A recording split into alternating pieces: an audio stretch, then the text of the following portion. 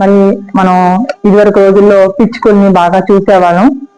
అందరికీ నమస్తే అండి. ఇప్పుడు మనం ఇదివరకు రోజుల్లో చూసినట్టయితే మనం పిచ్చుకల్ని విడివిడిగా చాలా ఇదిగా చూసేవాళ్ళం అండి. మన పెరట్లో చక్కగా ఉదయాన్నే లేవంగానే వాటి యొక్క ఆహ్లాదకరమైన వాటి మన నాదం అనేది వినేవాళ్ళం. ఇప్పుడు అసలు అలా వినిపించట్లేదు.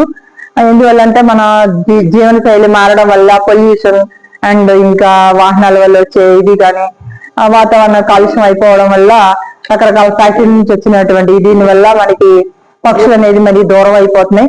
మరి ఈ రోజుల్లో భాగంగా మనం వాటిని మళ్ళీ మనం రక్షించుకోవాలి.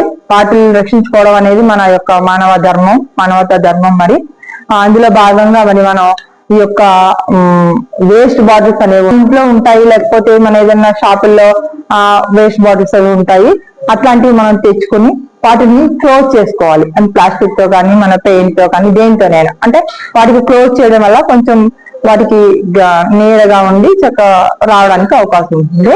అలా మనం దీన్ని క్లోజ్ చేసుకున్న తర్వాత దీని కింద మనం ఏదైనా ఇట్లా ఒక స్టిక్ ని ఇట్లా మనం స్టిక్ చేసుకున్నట్టయితే కనుక ఆ పక్షి అది పిచ్చుకు ఏదైతే ఉందో అది ఇక్కడ వాలి మనకి ఆహారం, మనం దీంట్లో కొంచెం ఆహారం వేసినట్టయితే ఆహారం సేకరించడానికి వస్తుంది. ఈ విధంగా మనం ఆ పక్షుల్ని మనం ఆహారం ఇచ్చినట్టు వాళ్ళు అవుతాము.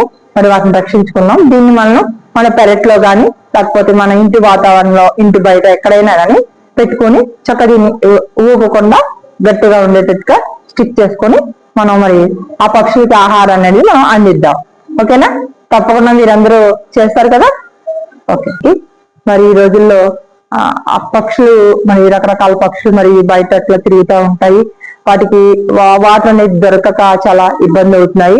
మరి మనం ఇంట్లో ఉండేటువంటి పనికిరాని బాటిల్స్ తో తెచ్చుకుని వేస్ట్ ప్లేట్స్ కూడా ఉంటాయి, ఒక బాటిల్స్ యొక్క మూతలు, వాటిని మన కింద బేస్ గా చేసుకొని ఈ బాటిల్ ని మనం ఇట్లాగా స్టిక్ చేసుకుని కింద భాగంలో చక్కగా హోల్డ్ చేసి ఇందులో వాటర్ వేసి పెట్టినట్లయితే ఆ వాటర్ కిందకు వస్తుంది.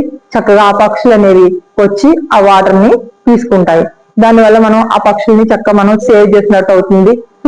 మరి తప్పకుండా కూడా మనందరం దీన్ని ఇక్కడ మీ ఇంటి వాతావరణంలో, మీ ఇంటి ఆవరణలో, లేకపోతే మీ ఇంటి పెరట్లో ఎక్కడైనా కొంచెం ఆ పక్షులు ఇదిగా ఉండే విధంగా మనం దీన్ని ఇలాగా మీరు తయారు చేసి తీసుకొని పెట్టుకుంటే చక్కగా మనం పక్షుల్ని వాటిని సేవ్ చేస్తాం. ఓకేనా? మనందరం కూడా పక్షుల్ని సేవ్ చేద్దాం.